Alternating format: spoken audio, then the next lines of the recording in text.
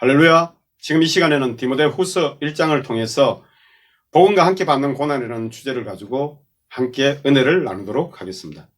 먼저 디모데후서의 기록 배경을 보면은 디모데후서는 바울 사도의 마지막 편지로서 디모데에게 보내는 두 번째 편지입니다. 이를 보내는 것은 바울 사도의 마지막이 가까이 다가왔기 때문에 디모데에게 오라고 편지를 보낸 것인데, 이 기록 장소를 보면은 로마의 마메르틴의 지하 감옥입니다.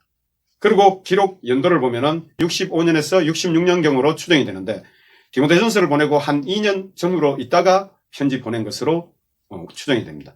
이는 바울 사도가 에베소 사역을 위해 디모데를 남겨놓고 골로새 지역을 갔다가 나오면서 라오디게아에서 디모데전서를 쓰고 마게도냐 지역을 넘어가서 일루리곤 지역과 또 아가야 지역을 돌고 그러면서 다시 에베소로 왔다가 그 지역에서 활동을 하다가 체포될 가능성을 우리가 근거로 해서 또 감옥에 수감된 이후에 이 편지를 썼을 것으로 보면은 한 2년 정도의 기간이 지났으리라고 볼 수 있습니다.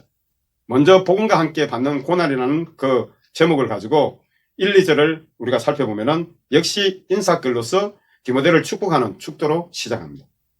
그리고 디모데후서 1장 3절에서 5절 내용을 보면은 내가 밤낮 간구하는 가운데 쉬지 않고 너를 생각하여 청결한 양심으로 조상적부터 섬겨오는 하나님께 감사하고 내 눈물을 생각하여 너 보기를 원하면 내 기쁨이 가득하게 하려 함이니 이는 내 속에 거짓이 없는 믿음이 있음을 생각함이라. 이 믿음은 먼저 내 외조모 로이스와 내 어머니 유니게 속에 있더니 내 속에도 있는 줄을 확신하노라. 디모데는 아버지는 헬라인이고 어머니와 외할머니는 유대인입니다. 그래서 디모데는 어려서부터 외할머니와 어머니에게로부터 율법의 가르침을 통해 하나님에 대한 믿음을 가지고 경외하면서 자라났던 것입니다. 그러나 디아스포라의 유대 환경에서는 구약 율법에서 가르치는 하나님 말씀은 이방인과 결혼을 허용하지 않았기 때문에 이처럼 그 사회에서 한대를 받았다고 볼 수는 없는 것입니다. 그러다가 바울 사도의 1차 선교 여정 때 그 가정은 예수 그리스도를 받아들입니다. 그러자 디모데의 신앙은 구약의 신앙 가르침의 그 바탕이 있기 때문에 유대인 사회에서 그중 예수 그리스도를 믿는 자들 가운데 그 믿음을 인정받고 칭찬받는 그러한 자였습니다. 그래서 사도행전 16장 1절에서 3절 내용을 보면은 바울이 더베와 루스드라에도 이르매 거기 디모데라 하는 제자가 있으니 그 어머니는 믿는 유대 여자요 아버지는 헬라인이라. 디모데는 루스드라와 이고니온에 있는 형제들에게 칭찬받는 자니 바울이 그를 데리고 떠나고자 할세 그 지역에 있는 유대인들로 말미암아 그를 데려다가 할례를 행하니 이는 그 사람들이 그의 아버지는 헬라인인 줄 다 알미르라. 이때 유대인들이 디모데를 데리고 가서 할례를 한 것에 대해 바울 사도는 아무런 의미가 없는 줄 알면서도 그냥 둔 것은 충돌을 피하기 위한 그러한 의도를 가지고 있었기 때문입니다. 그리고 이때부터 디모데는 바울 사도와 동행을 하는데 이 시기가 2차 선교 여정의 초기이기 때문에 50년도로 볼 수 있습니다. 이때 아마 디모데의 나이가 20대 초반으로 추정되는데 이는 민수기에서 백성들을 셀 때 그 수요에 포함되는 남자는 20세 이상인 자들만 세는 것을 근거로 하여 봤을 때 20세가 넘었기 때문에 바울 사도가 사역을 위해서 동행하도록 허락했을 것으로 추정되는데, 그러므로 그동안 바울 사도와 동행한 그 기간도 이미 15년에서 16년이 지난 때가 된 것입니다. 이로써 추정해 본다면 지금의 디모데 나이는 30대 중반으로 볼 수 있습니다. 이러한 것으로 본다면 바울 사도는 믿음의 아들인 디모데를 복음 전파를 위해 수석 제자로 온전히 양육시킨 것을 우리가 알 수 있는 것입니다. 그리고 디모데후서의 핵심은 바울 사도가 그동안 에베소를 떠나 로마 셋집에 갇혀 있을 때 서신을 왕래한 교회들을 주축으로 마게도냐와 달마디아와 아가야 지방을 순회하고 다시 에베소로 돌아왔을 때 그때는 디모데를 못 만났다는 것을 디모데후서를 통해 우리가 알 수 있습니다. 그 이유는 바로 이러합니다. 먼저 히브리서 13장 22절 23절의 그 내용을 통해서 본다면은 우리가 디모데가 그 사이에 감옥에 갇혔다가 나온 것으로 추정이 되는데, 먼저 형제들아 내가 너희를 권하노니 권면의 말을 용납하라. 내가 간단히 너희에게 썼느니라. 우리 형제 디모데가 놓인 것을 너희가 알라. 그가 속히 오면 내가 그와 함께 가서 너희를 보리라. 이는 히브리인들인 본토에 있는 개종자들인 유대인들을 상대로 쓴 편지입니다. 어찌 보면 예루살렘 교회에 쓴 편지라고 할 수 있습니다. 이미 바울 사도는 예루살렘에서 체포된 그 시기도 9년이라는 그 세월이 지나갔습니다. 이를 통해 본다면 디모데는 옥에 갇혀 있기에 바울 사도가 순회하고 에베소 교회로 돌아왔을 때는 디모데를 못 만났다는 것을 우리가 알 수 있습니다.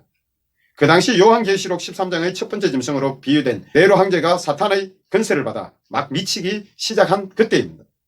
그래서 기독교의 핍박이 심하게 일어날 그 상황이기 때문에 그래서 디모데도 감옥에 갔다 왔을 것으로 추정이 가능한데 그 기간이 3년 반이기 때문에 그 이후로는 네로 황제가 마귀의 이용 다 당하고 그의 충동으로 인해서 자살로 생을 마감하게 됩니다. 그래서 네로 황제는 54년 10월부터 시작하여 68년 6월까지 집권을 하고 결국 자살로 마감을 하게 되는데 이때가 네로 황제가 미쳐서 기독교를 심히 박해할 그때인 것을 우리가 알 수 있는 것입니다. 그리고 4절의 내용을 보면은 내 눈물을 생각하며 너 보기를 원하면 내 기쁨이 가득하게 하리 함이니 이는 아마 예상하지 못했던 에베소 교회의 문제점이 많이 있었기 때문에 그곳에 디모데를 남겨두고 순회하려고 할 때에 잠시 떨어지면서 디모데가 눈물을 흘렸던 그 모습을 생각한 것 같습니다. 그리고 또 순회하고 돌아왔을 때 디모데를 만나지 못한 것 때문에 디모데를 보고 싶은 바울 사도의 마음에 기쁨이 가득하게 하려는 것, 곧 간절히 보고 싶은 마음이 있었기에 만나면은 그 기쁨이 넘칠 것을 이 표현으로 한 것 같습니다. 또 이제는 사형 선고를 받은 그이기에 마지막 만남이라는 것을 알므로 이렇게 표현한 것으로 보입니다.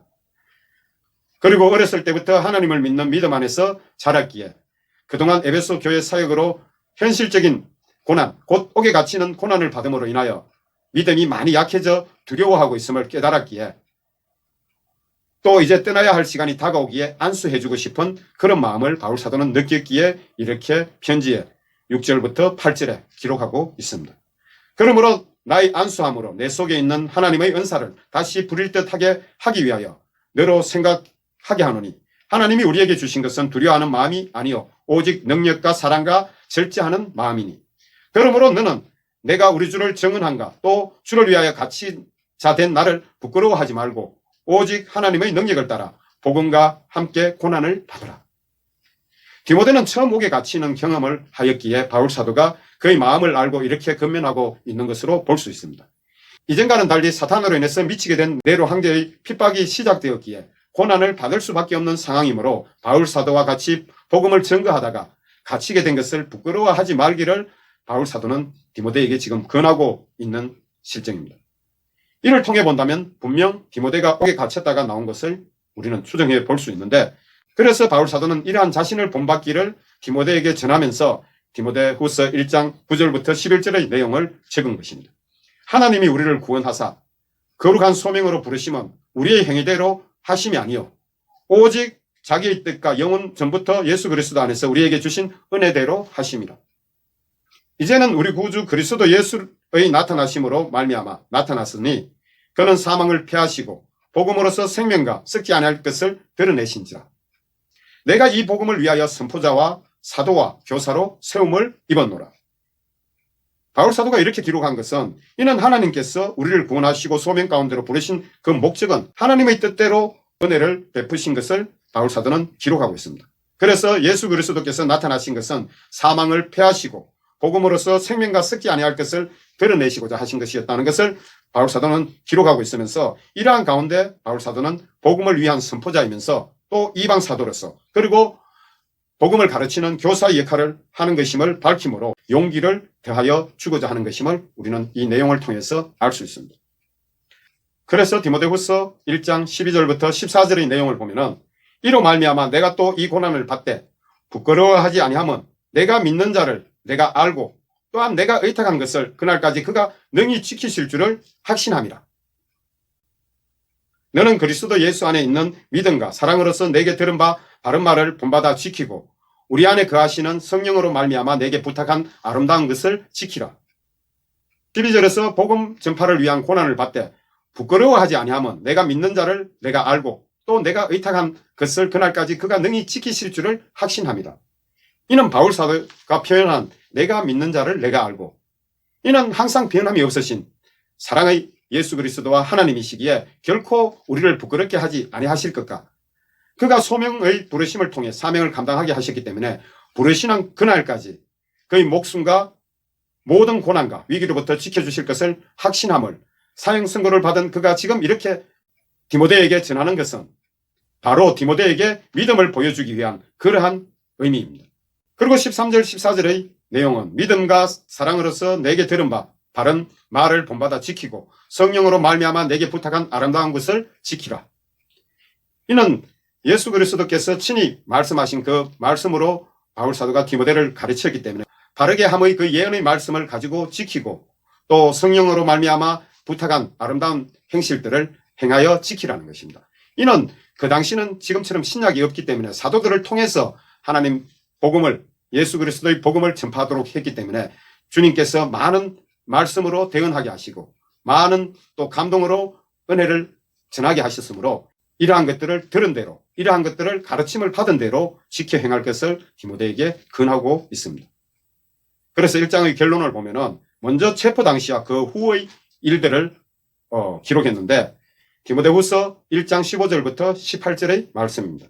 먼저 15절의 말씀부터 보면은 아시아에 있는 모든 사람이 나를 버린 이 일을 내가 아느니 그 중에는 부겔로와 흐모게네도 있느니라. 이를 통해 알 수 있는 것은 바울 사도가 디모데전서를 쓰면서 우려했던 것처럼 그것들이 현실화가 되어 나타난 것입니다. 디모데전서 5장 24절 25절의 내용을 보면은 어떤 사람들의 죄는 밝히 드러나 먼저 심판에 나가고 어떤 사람들의 죄는 그 뒤를 따르나니 이와 같이 선행도 밝히 드러나고 그렇지 아니한 것도 숨길 수 없느니라. 이 말씀은 이미 후메네오와 알렉산더는 그 죄가 드러남으로써 출교를 당한 상태가 됐지만은 어떤 사람들의 죄는 아직도 드러나지는 않지만은 반드시 드러날 것을 바울 사도가 디모데전서 5장 24절 25절에서 전한 것입니다.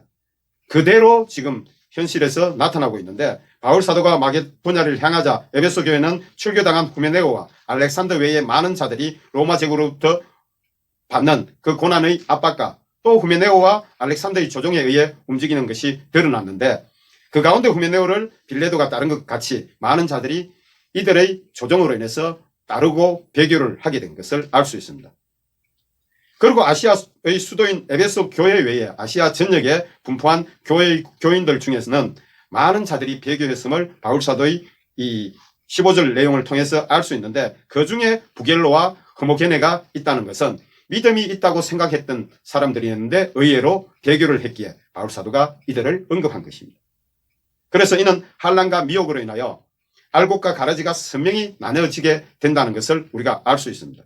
또 바울 사도는 에베소 교회에 갔다가 디모데를 못 만났고 그러면서 아시아 전역을 두루 돌아보니 많은 자들이 박해의 고난과 미혹으로 믿음을 버렸다는 것을 알 수 있었음을 이 내용을 통해서 깨닫게 됩니다.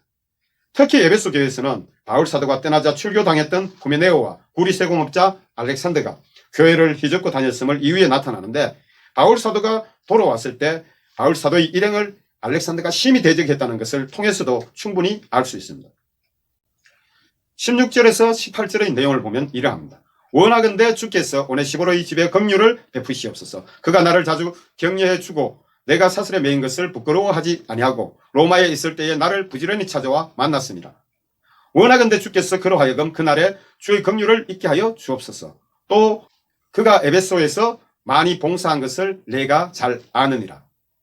이러한 가운데 믿음을 지키면서 오직 체포된 바울 사도를 부끄러워하지 않고 로마 감옥까지 왕래하면서 그를 돌봐준 오네시보로와 그의 가정에 대해 바울 사도가 지금 감사하면서 그를 위해 기도하고 또 디모데에게 이를 칭찬하여 1장을 마치게 되는데 오네시보로에 대한 기도 중에 그날이라는 이 단어를 보면은 바울 사도는 곧 마지막 때가 온 것으로 판단한 것 같습니다.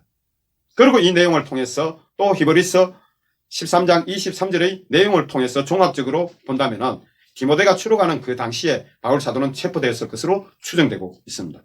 그리고 로마로 이송 수감되고 또 재판이 열리게 된 때까지는 디모데와 연락이 잘 닿지 않았을 것으로 보아집니다. 이는 그 당시 변동사항이 많았기에 그러하였을 것이라고 볼 수 있는데 디모데는 막 감옥에서 추록을 했고 바울 사도는 막 감옥에 갇히게 돼서 재판을 기다리고 또 이송되고 이런 과정을 겪었기 때문에 그동안 연락이 온전히 닿지 않고 그 간격이 좀 있었던 것으로 알 수 있습니다. 그래서 더욱 오네시보로에게 바울 사도는 감사하고 그를 축복하였음을 알 수 있습니다. 이로써 디모데후서 1장 강의를 마치겠습니다. 할렐루야.